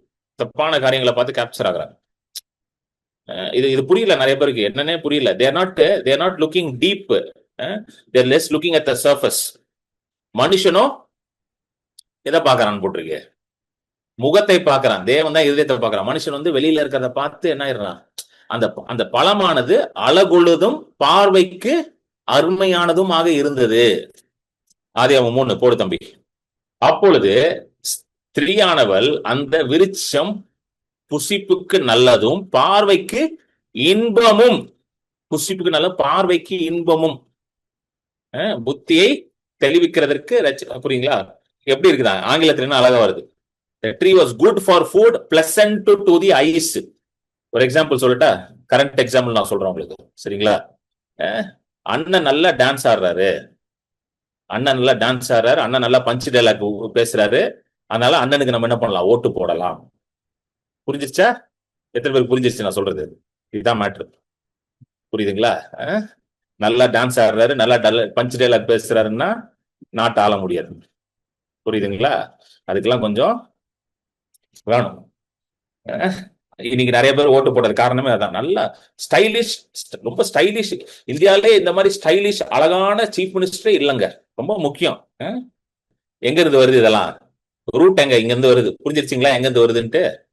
பார்வைக்கு இன்பமும் அழகானதும் அங்க இருந்தா வருது எல்லாம். புரியுதுங்களா? எத்தனை பேர் புரிஞ்சிருச்சு நான் சொல்றது? ஹல்லேலூயா. இன்னைக்கு நிறைய பேர் இப்படி பார்த்துதான் மயங்கி போய் தப்பான இதுல என்ன பண்ணி போய் மாட்டிக்கிட்டாங்க. நிறைய பேர் இதை பார்த்து மயங்கி தான் தப்பான இதுல போய் மாட்டிக்கிட்டாங்க. இதுதான் மேட்ரு. இதுதான் மேட்ரு. இது ஒண்ணும் புதுசா ஒண்ணுமே கிடையாது. ஆதி ஆமத்துல இருந்து ஒரே பேட்டர்ன் தான் யூஸ் பண்றான் பிசாசு. ஒரே பேட்டர்ன் தான் ஆதி ஆமத்துல இருந்து, சேம் பேட்டர்ன் ஒன்லி தி பிசாசு இஸ் யூசிங். பிசாசு யூஸ் பண்ற ஒரே வழி இதுதான். சோ இதுல இருந்து எப்படி தப்பிக்கிறது? How do you discern what is good, what is for you, what is right for you, what is from God? எப்படி டிசைன் பண்றதுங்க? எப்படி டிசைன் பண்றது சொல்லுங்க? எப்படி டிசைன் பண்றது? இரவும் பகலும் வேதத்துல தியானமா இருக்கும் பொழுதுதான் பவர் ஆஃப் டிசர்ன்மெண்ட் உங்களுக்குள்ள வேலை செய்ய ஆரம்பிக்கும். ஏன்னா வேர்ட் ஆஃப் காட் உங்களுக்கு வெளிச்சத்தை கொண்டு வரும். எது சரி, எது உங்களுக்கு ஏதுவானது அப்படின்ற அந்த வெளிச்சம் எது கொண்டு வரும்? வேர்ட் ஆஃப் காட் தான் கொண்டு வரும். அதுதான் டிசர்ன்மெண்ட். அதுதான் டிசர்ன்மெண்ட். நான் ஒருத்தட்ட பேசிட்டு இருந்தேன். பாருங்க, டிசர்ன்மெண்ட் எவ்வளவு குறுக்கட்டா இருக்குன்றது நான் சொல்றேன். ஒருத்தட்ட ரீசெண்டா பேசிட்டு இருந்தேன். நான் கொஞ்சம் பொலிட்டிக்ஸ் எல்லாம் இன்ட்ரெஸ்ட் எல்லாம் நிறைய நான் பாக்குறவங்ககிட்ட எல்லாம் பேசுவேன். அப்ப நான் சொன்னேன், ஐ don't agree with what is happening right now அப்படின்னு பேசும்போது அவர் என்ன சொல்றாரு, நான் சொன்னேன் அது ஏன் அப்படின்றது ரீசன் எல்லாம் சொன்னேன். நிறைய மேனிபுலேஷன் பண்றாங்க, நிறைய தப்பான ப்ராபகண்டா பண்றாங்க, அதெல்லாம் பண்ணி பொய்ய உண்மை மாதிரி கொண்டு வராங்க, கொண்டு மக்களை நம்ப வைக்கிறாங்க. கரெக்ட் தானே? நடக்காததை நடந்த மாதிரி சொல்றாங்க, ஏற்கனவே நடந்ததை இவங்க செஞ்ச மாதிரி கொண்டு நாங்க தான் பெரிய ஆளு, நாங்க தான் எல்லாத்தையும் பண்றோம்னு சொல்லி எல்லாத்தையும் பண்றாங்க. அதனால I don't agree with what is happening. This is a propaganda that is going, false propaganda that is going around அப்படின்னு நான் சொன்னேன். அதுக்கு அவர் என்ன தெரியுமா எனக்கு பதில் சொன்னாரு, பிரதர் அந்த ஃபால்ஸ் ப்ராபகண்டா பண்ற அளவுக்கு உங்களுக்கு தைரியம் இருக்குல்ல, அதை நான் பாராட்டுறேன் அப்படின்றாரு. பாருங்க எவ்வளவு குறுக்கடா ஆயிடுச்சு பாருங்க மைண்ட். அவங்களுக்கு எப்படி பிசாசு குறுக்கடாக்கி அந்த ஃபால்ஸ் ப்ராபகண்டா பண்றதுக்கு அவங்களுக்கு தைரியம் இருக்குதான். அது என்னது? ஏமாத்துறதுக்கு, மேனிபுலேஷன் பண்றதுக்கு அவங்களுக்கு தைரியம் இருக்குதான். அதை நான் பாராட்டுறேன். அதை நம்மளால பண்ண முடியல பிரதர், அவர் பண்றாருல்ல, அவர் பண்ணி ஃபால்ஸ் ப்ராபகண்டா பண்ணி அவர் உயர்ந்துட்டாருல, மேல வந்துட்டாருல, அதனால நான் என்ன பண்றேன், அவருக்கு சப்போர்ட் பண்ணேன். என்னையா ஐயோ இதை எப்படி தெரியுமா இருக்கு, நல்லா திருடுறான் அதனால அவனுக்கு நான் சப்போர்ட் பண்றேன் அப்படின்ற மாதிரி இருக்கு. யாரு மாட்டாம திருட கத்துக்கிட்டாரு அவரு. யார்ட்டையும் மாட்டாம திருடுவாரு, நல்லா திருடுவாரு. யார்ட்டையும் மாட்டாம நல்லா ஸ்கேம் பண்ணுவாரு. அதனால நான் அவரை ஃபாலோ பண்றேன் அப்படின்னு சொல்ற மாதிரி இருக்கு. ரியலாவே இப்படி இருக்கிறாங்க மக்கள். நான் பொய் சொல்லல, ரியலாவே இப்படி இருக்காங்க. எனக்கு ஆச்சரியமா இருந்துச்சு இதை கேட்கும்போது. அட பாவிகளை இப்படி இருக்கீங்களாடா, கர்த்தர் தமிழ்நாட்டை காப்பாற்ற வேண்டும் அப்படின்னு நினைச்சேன். புரியுதுங்களா உங்களுக்கு? எப்படி பீப்புள் இப்படி இருக்காங்க பாருங்க. இதெல்லாம் ஒரு ஸ்கில். இது ஒரு ஸ்கில் அப்படின்றாரு ஒருத்தர். இதெல்லாம் ஒரு ஸ்கில் பிரதர். இல்லாததே இருக்கிறது போல் சொல்றது ஸ்கில்லா, பொய் சொல்றது ஸ்கில்லா அவரு. அது அந்த ஸ்கில் அவருக்கு இருக்குல்ல, அதான் உயர்ந்துட்டாரு அவர் அப்படின்றாங்க. அடா பாவிகளை இது ஒரு ஸ்கில்லாடா இது. சோ இந்த டிசர்ன்மெண்ட் ஏன் வரமாட்டேங்குது மக்களுக்கு? Why they are not able to discern? ஏன்னா தேவனுடைய வசனம் உள்ள இல்ல. தேவனுடைய வசனம் இருந்தாதான் power of discernment will work. Hallelujah. ஏன் கஷ்டப்படுறாங்க, இதுவா அதுவான்னு தேர்ந்தெடுக்க கஷ்டப்படுறாங்கன்னா அதனாலதான் போட்டிருக்கு, அவன் செய்வதெல்லாம் வாய்க்கும். ஏன் வருது? சங்கீதம் 1 நம்ம வாசிச்சோம்ல, அவன் செய்வதெல்லாம் ஏன் வாய்க்கும்? முந்தின வசனம் 2வது வசனம் போய் படிக்கணும். இரவும் பகலும் தியானமா இருக்கிறான், அப்பதான் செய்வதெல்லாம் வாய்க்கும். அததான் இங்க 112 எழுதி இருக்குது. 112:1 112:1 அதான் போட்டிருக்கு. அவருடைய வார்த்தையின் மேல், வசனத்தின் மேல் மிகவும் பிரியமா இருந்து. ஹல்லேலூயா. மிகவும் பிரியமா இருந்து. அவர் வார்த்தையின் மேலும் வசனத்தின் மேலும் மிகவும் பிரியமா இருக்கிற மனுஷன் பாக்கியவான். ஹல்லேலூயா. ஆமென். சோ இதுதான் அங்க சொல்ல வர்றாரு. ஹல்லேலூயா. சோ இது எல்லாத்துக்குமே நல்லா கவனிங்க. God is a God of rewards. ஆண்டவர் பலன் கொடுக்கிற தேவன். God of reward. அவர் எல்லாருக்கும் ரிவார்டு கொடுத்துக்கிட்டே இருப்பாரு. நீங்க அவர் சொல்றதை கேட்டு கரெக்டா போனீங்கன்னா ரிவார்டு வந்துகிட்டே இருக்கும். சொல்லுங்க, reward. God is a God who rewards. நிறைய பேர் என்ன நினைக்கிறாங்கன்னா, நம்ம எதுவும் எதிர்பார்க்க கூடாது பிரதர், ஆண்டவர்கிட்ட எது எதிர்பார்க்க கூடாது பிரதர். எத்தனை பேரை கேள்விப்பட்டிருக்கீங்க? எதுவுமே எதிர்பார்க்க கூடாது பிரதர். எத்தனை பேர் கேள்விப்பட்டு? நான்லாம் கேள்விப்பட்டிருக்கேன். நம்ம ஜபம் பண்ணிட்டு விட்டுறணும், அப்படியே ஜபம் பண்ணிட்டு விட்டுறணும். எதிரெல்லாம் பார்க்க கூடாது. ஜோம் பண்ணிட்டு விட்டுறணும். கர்த்தாவே நான் நல்லா இருக்கணும், நல்லா சுகமா இருக்கணும், ஆரோக்கியமான ஜோம் பண்ணிட்டு விடணும். எதிரெல்லாம் பார்க்க கூடாது. நல்லா இருக்கணும், சுகமா இருக்கணும், எதிரெல்லாம் பார்க்க கூடாது. இது எங்க இருந்து வந்துச்சு இந்த டீச்சிங்? இது பைபிள்ல கிடையவே கிடையாது. நல்லா புரிஞ்சுக்கோங்க, இது எங்க கிடையாது? இது பைபிள்ல கிடையாது. இப்படிப்பட்ட காரியம் பைபிள்ல கிடையாது. எங்கேயாவது பைபிள்ல இயேசு சொன்னாரா ஜோம் பண்ணிட்டு எதிர்பார்க்க கூடாது, ஜபம் மட்டும் பண்ணணும், ஆனா எதிரே பார்க்க கூடாது, எதுவுமே எதிர்பார்க்க கூடாது? எங்கேயாவது போட்டிருக்கா? இயேசு சொன்னாரா? சொல்லுங்க, எங்கேயா சொன்னாரா? கிடையாது. ஒரு விவசாயி விதைச்சிட்டு எதிர்பார்க்காம இருப்பானா? போய் விதைக்கிறான், விதைச்சிட்டு எதிர்பார்க்காம இருப்பானா? விதைய போட்டுட்டு நான் விதைய போட்டேன், நான் எதுவுமே எதிர்பார்க்க மாட்டேன், வந்தா வரட்டும். I will not expect any returns. I will not expect any harvest. If it has to come, let it come. வந்தா வரட்டும், விளைச்சல் வந்தா வரட்டும், இல்லைன்னா நாசமா போட்டோம், எனக்கு அதெல்லாம் தேவையில்ல. என்னடா நான் போய் போட்டு வந்துருவேன், சீடை போட்டு வந்துருவேன். அப்படி யாரா இருக்காங்களா? உங்களுக்கு தெரியுமா யாராவது அப்படி? இல்ல நீங்க யாரும் அப்படி இருக்கீங்களா? கிடையாது. கர்த்தரே என்ன சொல்றாருன்னா, எபிரேயர் 11க்கு வாங்க. ஆண்டவரே சொல்றாரு, ஹீப்ரூஸ் 11:6. நல்லா கவனிங்க, ரொம்ப ரொம்ப அழகான வசனம். விசுவாசம் இல்லாமல் தேவனுக்கு பிரியமா இருப்பது கூடாத காரியம். ஏனென்றால் தேவனிடத்தில் சேருகிறவன், தேவனிடத்துல வருகிறவன் அவர் உண்டென்றும் அவர் தம்மை தேடுகிறவர்களுக்கு பலன் என்ன கொடுப்பாரா? ரிவார்டு, பலன் அளிக்கிறவர் என்றும் விசுவாசிக்க வேண்டும். So God wants you to expect a reward from him. ஆண்டவரே சொல்றாரு, ரிவார்டை எக்ஸ்பெக்ட் பண்ணு, எக்ஸ்பெக்ட் தி ரிவார்ட். சொல்லுங்க, எக்ஸ்பெக்ட் தி ரிவார்ட். நான் ஆண்டவர்கிட்ட போறேன், எனக்கு ஒரு பலன் உண்டு. நான் வேதத்தை வாசிக்கிறேன், எனக்கு பலன் உண்டு. நான் அந்நிய பாஷையில ஜெபிக்கிறேன், எனக்கு பலன் உண்டு. என்னங்க, புரியுதுங்களா இல்லையா? நான் சும்மா அந்நிய பாஷையில ஜெபிக்கிறேன், பலன் இருக்கு, பலன்லாம் நான் எதிர்பார்க்க மாட்டேன், ஆனா நான் சும்மா ஜெயிச்சுக்கிட்டே இருப்பேன். கிடையாது. ஆண்டவரே சொல்றாரு, தேவனிடத்தில் சேருகிறவன் அவர் உண்டென்றும் அவர் தம்மை தேடுகிறவர்களுக்கு பலன் அளிக்கிறவர் என்றும் விசுவாசிக்க வேண்டும். But he who comes to God must believe that he is, and he is a rewarder of those who diligently seek him. So நான் உட்கார்ந்து நான் வேதத்தை வாசிக்கிறேன், தியானமா இருக்கிறேன்னா, நீங்க எது ஆண்டவரே, நான் I want to spend time in the word of God because your word says that. நீங்க சொல்லியிருக்கிறீங்க, பாவிகளோட ஆலோசனையில நடவாமல், துன்மார்க்கனோட இதுல நிற்காமல், பரிகாசக்காரரோட இதுல உட்காராமல், இரவும் பகலும் தேவனுடைய வசனத்திலும் வார்த்தையிலும் வாஞ்சியாயிரு, அதுல நீ தியானமா இருங்க அப்படின்னு நீங்க சொல்லி இருக்கிறீங்களா ஆண்டவரே? சங்கீதம் 1ல அவன் நீர்கால் ஓரத்தில் நடப்பட்ட ஒரு தம்பி, வசனத்தை போட்டு தம்பி டக்குன்னு. சங்கீதம் 1 அவன் எப்படி இருப்பானா? சங்கீதம் 1:3 அவன் நீர்கால்களின் ஓரமாய் நடப்பட்டு தன் காலத்தில் தன் கனியை தந்து. பாருங்க, அதுக்கே பலன் கொடுக்கிறார் ஆண்டவர். நீ இரவும் பகலும் தியானமா இருக்கிறியா, உன்னோட பலன் இதுதான். What is the reward? இதுதான். நீர்கால்களின் ஓரமாய் நடப்பட்டு தன் காலத்தில் தன் கனியை தந்து இலையுதிராத மரத்தை போல் இருப்பான்.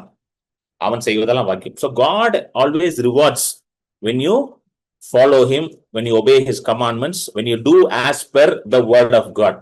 தேவன் எப்பொழுதுமே அவருடைய கட்டளைகளை கீழ்ப்படிந்து அவரை பின்பற்றி அவருடைய வார்த்தையின்படி நீங்க செய்யும் பொழுது அதற்கான பலனை நிச்சயமா கொடுப்பாரு உங்களுக்கு. அது எப்படி கொடுக்காம இருப்பாரு? So you should also expect the reward. எத்தனை பேர் புரியுது? You should also expect it. நான் எக்ஸ்பெக்ட்லாம் பண்ண மாட்டேங்க. தப்பு, ரொம்ப ரொம்ப தப்பு. நான் ஒவ்வொருத்தர் மணி கை வச்சு ஜெபிக்கும் பொழுது நான் எக்ஸ்பெக்ட் பண்ணுவேன், ஆண்டவரே நான் கை வச்சு ஜெபிக்கிறேன், அங்க என்ன நடக்கணும்? சுகம் நடக்கணும். ஏன் சுகம் நடக்கணும்? மார்க் 16:17 போடு தம்பி டக்குன்னு. மார்க் 16:17 என்ன போட்டிருக்கு? விசுவாசிக்கிறவர்களால் நடக்கும் அடையாளங்கள் ஆவன. அடுத்த வருஷம் வா, 18 வா. என் நாமத்தினால பிசாசுகளை துரத்துவார்கள். அடுத்தது 18 வா தம்பி. வியாதியஸ்தர் மேல், கடைசியில் வியாதியஸ்தர் மேல் கைகளை வைப்பார்கள், அப்பொழுது அவர்கள் சொஸ்தமாவார்கள். சோ நான் கையை வைக்கும் போது நான் எக்ஸ்பெக்ட் பண்ணுவேன், ஆண்டவரே நான் கையை வச்சுட்டேன், நானா கை வைக்கல, நீங்க சொல்லி நான் கை வைக்கிறேன். எத்தனை பேருக்கு புரியுது? நான் போய் நானா யோசிச்சு கையை வைக்கலாமா, காலை வைக்கலாமா, தலையை வைக்கலாமான்லாம் நான் வைக்கல. நீங்க வசனத்துல சொன்னதை நான் அப்படியே செய்யறேன் ஆண்டவரே. இது வசனத்துல ஆண்டவர் சொன்னது தானே? இது ஆண்டவரோட வார்த்தை தானே? அவர் பரம் ஏறதுக்கு முன்பதாக சீசர்களுக்கு கொடுத்த கட்டளை தானே? The last commandment before he went to heaven, the great commission. உலகம் எங்கும் போய் சுவிசேஷத்தை அறிவித்துட்டு இதெல்லாம் செய்யணுமா. அப்போ இதை நான் செய்யும் பொழுது, நான் கையை வைக்கும் போது நான் வைக்கிறேன் ஆண்டவரே, நீங்க வேணா செய்யுங்க ஆண்டவர், அற்புதம், அது உங்க இஷ்டம் ஆண்டவரே, நான் போய் வைக்கிறேன், நீங்க வேணா செய்யுங்க ஆண்டவர். கிடையாது, நான் வச்சுட்டேன்னா, நான் வைக்கும் போது இப்படிதான், இப்ப ஆண்டவர் நான் கை வச்சுட்டேன், இப்போ நீங்க உங்க வேலையை செய்யுங்க. I want to see the reward, I want to work in you. இப்படிதான் நீங்க ஆண்டவர் அணுகணும். This is how you should approach God. I am doing what you are telling me to do. Now I expect you to work on my behalf and you expect you to reward me. நான் நீங்க சொல்றதை செய்யறேன், இப்போ நீங்க எனக்கு அதற்கான பலனை கொடுக்கணும். ஐ வாண்ட் தட் ரிவார்டு, அதற்கான அறுவடையை நான் பார்க்கணும் ஆண்டவரேன்னு சொல்லி நீங்க பண்ணும்போது நிச்சயமா நீங்க பார்ப்பீங்க. எத்தனை பேர் புரியுது நான் சொல்றது? ஹல்லேலூயா. God wants you to expect that. ஹல்லேலூயா. ஆனா அது அவருடைய ப்ராசஸ்ல தான் நடக்கும், அவருடைய இதுல சைக்கிள்ல தான் நடக்கும். ஹல்லேலூயா. அவர் சொல்றதா நீ செய்யணும். நான் ஒரு போன மாசம் அந்த திருச்சி மீட்டிங்ல நான் வந்து நான் அந்த சபையில பிரசங்கம் பண்ணணும். அந்த சபையில கிட்டத்தட்ட ஒரு 300-400 பேர் வருவாங்கன்னு நினைக்கிறேன். Not sure, very sure. ஒரு 200 to 300 பேர் வச்சுக்கலாம். 200 to 300 பேர், 400 பேர் இருக்க மாட்டாங்க. 200 to 300 மேக்சிமம்.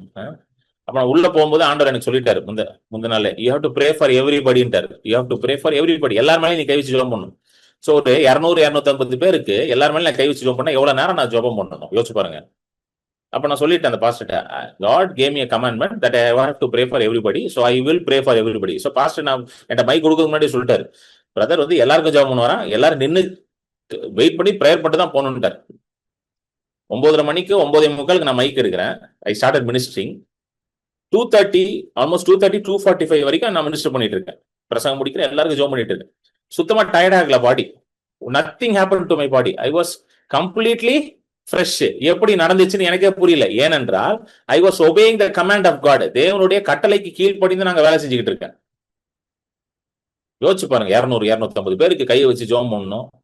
ஒவ்வொருத்தரும் ஒரு பிரச்சனையில வராங்க. சில பேர் வியாதியில வராங்க, சில பேர் குடும்ப பிரச்சனையில வராங்க, சில பேர் அது வேற பிரச்சனைகள்ல வராங்க. எல்லாரும் கை வச்சு ஜெபம் பண்ணணும்னா எப்படி வந்து அந்த ஸ்ட்ரென்த் இருக்கும்? When you do what God is telling you to do, the Spirit of God will give you His supernatural strength. நீங்க தேவன் சொல்றதை செய்யும் பொழுது ஆவியானவர் உங்களுக்குள்ள இருந்து ஒரு இயற்கை கற்பாற்பட்ட ஒரு பலத்தை உங்களுக்குள்ள கொண்டு வருவார். அதனாலதான் வந்து what ever God commands you to do. See, இப்போ வந்து பைபிள்ல வந்து நிறைய கமாண்ட்மெண்ட்ஸ் இருக்கு, நிறைய கட்டளைகளை கொடுத்திருக்காரு ஆண்டவர். வியாதியஸ்தர் மேல கையை வை, பிசாசை துரத்து. இப்ப பிசாசை துரத்தணும், வியாதியஸ்தரை துரத்துறதுக்குலாம் நீங்க ஆண்டோட போய் தனியா கேட்க வேண்டாம். ஆண்டவரே வியாதியஸ்தர் மேல நான் கை வைக்கணுமா, பிசாசுகளை நான் துரத்தணுமா, நீங்க சொல்லுங்க. அப்பதான் அதெல்லாம் already return and given to you. அதெல்லாம் ஏற்கனவே எழுதி கொடுக்கப்பட்டது. அதை அப்படியே எடுத்து நீங்க ஃபாலோ பண்ணா போதும். எத்தனை பேருக்கு புரியுது? இதுக்கு போய் நீங்க தனியா கேட்கணும் அவசியம். ஆண்டவரே ஒருத்தர் வியாதியில இருக்காரு, இப்ப இவர் மேல நான் கை வச்சு, இப்ப இவர் கையை வச்சு நான் வந்து அந்த வியாதியை வந்து கடிந்து கொள்ளணுமா, அந்த கை வச்சு அவருக்கு நான் ஜெபம் பண்ணணுமா, இதெல்லாம் கேட்க வேண்டாம். ஆல்ரெடி சொல்லிட்டார் ஆண்டவர். It is already given. ஆண்டவரே எனக்கு திருமணம் ஆயிடுச்சு, என் மனைவி என்ன அன்பு கூறணும் ஆண்டவரே, நீங்க சொன்னீங்கன்னா அன்பு கூற ஆண்டவரே. ஆண்டவரே எனக்கு திருமணம் ஆயிடுச்சு, என் கணவனுக்கு என் கனவுக்கு நான் மரியாதை கொடுக்கணுமா, கீழ்பட்டு இருக்கணுமா, நீங்க சொன்னீங்கன்னா என் கனவுக்கு நான் மரியாதை கொடுக்குறேன், இல்லைன்னா வாடா நாயே போடா நாயேன்னு சொல்றேன் ஆண்டவரே. அப்படி ஜெபம் பண்ணிட்டு இருப்பீங்களா? அதான் ஏற்கனவே எழுதி கொடுத்துட்டாரு எபேசியர் 5. புருஷர்களே மனைவி அன்பு கூறுங்கள், மனைவிகளே புருஷருக்கு கீழ்பட்டு இருங்கல்ல. இது வரை தனியா போய் ஜெபம் பண்ணுவீங்களா? என்னங்க கரெக்டா இல்லையா? அன்பு கூறணும். ஆண்டவரே பிள்ளைய கொடுத்துட்டீங்க, பிள்ளைய படிக்க வைக்கணுமா வேண்டாமா, பிள்ளைக்கு சோறு போடணுமா வேண்டாமா, நீங்க சொன்னீங்கன்னா சோறு போடுற ஆண்டவரே, இல்லைன்னா பிள்ளைய பட்னியா ஃபாஸ்டிங்ல விட்டுற ஆண்டவரேன்னு கேட்பீங்களா? கிடையாது. அதெல்லாம் ஏற்கனவே எழுதி கொடுக்கப்பட்டுருச்சு. பிள்ளைகளை எப்படி வளர்க்கணும், குடும்பத்தை எப்படி பார்க்கணும், எல்லாம் எழுதி இருக்குது. இதெல்லாம் ஆல்ரெடி ரிட்டன் அண்ட் கிவன்.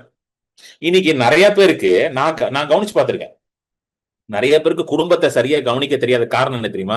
தேவ வார்த்தை உள்ள இல்லாததுனாலதான். இதுதான் ரீசனே, வேற ரீசனே கிடையாது. நல்லா போய் பாருங்க, தேவ வார்த்தை உள்ள இல்லைன்னா குடும்பத்தை சரியா கவனிக்க மாட்டேன். கிறிஸ்தவர்களே பார்த்திருக்கேன், சரியா கவனிக்க மாட்டாங்க. ஏன்னா வார்த்தை உள்ள இல்ல. The word of God is not there. word of God உள்ள இருந்தீங்கன்னா ஆட்டோமேட்டிக்கா வேலை நடக்கும். ஹல்லேலூயா. சில குடும்பத்துல எல்லாம் பாத்துருங்க, கணவர்கள் வந்து ஒழுங்கா வேலைக்கு போக மாட்டாங்க, சம்பாதிச்சு கொடுக்க மாட்டாங்க, குடும்பத்தை பார்க்க மாட்டாங்க, மனைவியை கவனிக்க மாட்டாங்க, பிள்ளைகளை கவனிக்க மாட்டாங்க, அவங்களுக்கு ஸ்கூல்ல ஃபீஸ் கட்ட மாட்டாங்க, ஒன்னும் பண்ண மாட்டாங்க, ஜாலியா இருப்பாங்க. அவங்க பாட்டு ஊரை சுத்துவாங்க, நல்லா போய் தண்ணி அடிக்கிறது. ஏன்னா தேவனுடைய வசனம் உள்ள இல்ல. தேவ வசனம் இருக்கிற இடத்துல பொறுப்பு வரும், ஒழுங்கா பொறுப்பு வரும். ஓ இப்படிதான் நான் இருக்கணும், ஏன்னா வேதத்துல இதான் போட்டிருக்கு. This is how I should be. புரியுதுங்களா? சோ ஃபியர் ஆஃப் காட்னா நிறைய இதான் ரியல் ஃபியர் ஆஃப் காட். சங்கீதம் 112:1 வாசிக்கிறோம்ல, கர்த்தருக்கு பயந்த ஒரு கட்டளைகள் பிரியம். இதுதான் ரியல் ஃபியர் ஆஃப் காட். நான் ஊரெல்லாம் போய் ஊழியம் பண்ணிட்டு என் குடும்பத்தை நான் கவனிக்கலன்னு வச்சுக்கோங்க, என் குடும்பத்துக்கு தேவையானதை நான் செய்யல, என் குடும்பத்தை கவனிக்கல அப்படின்னா, ஆனா நான் கர்த்தருக்கு பயப்படுறேன், நான் கர்த்தருக்கு பயந்து இருக்கிறேன் அப்படின்னு சொன்னா கர்த்தர் சிரிப்பார் மேல இருந்து. ஏன்டா குடும்பத்தையே கவனிக்க மாட்டேன், நீ எனக்கு பயந்து இருக்கியா? ஏன்டா என்கிட்டே எனக்கே நீ காதுல பூ சுத்துறியா அப்படின்னு ஆண்டவர் என்கிட்ட வந்து. பெரிய ஆளா இருப்ப போல எனக்கே பூ சுத்துற நீ. என்னங்க கரெக்டா இல்ல? எத்தனை பேர் புரியுது? சில பேர் சொல்லுவாங்க கர்த்தருக்கு பயந்து வாழ்றேன் பிரதர், ஆனா குடும்பத்தை கவனிக்க மாட்டானுங்க. ஆனா கேட்டா கர்த்தருக்கு பயந்து இருக்கேன் அப்படின்னு. இதுதான் வந்து தீமோத்தியில வரும். வாங்க 5:8. ஒருவன் தன் சொந்த ஜனங்களையும், சொந்த ஜனங்கள்னா குடும்பம், சொந்த ஜனங்களையும் விசேஷமாக தன் வீட்டாரையும்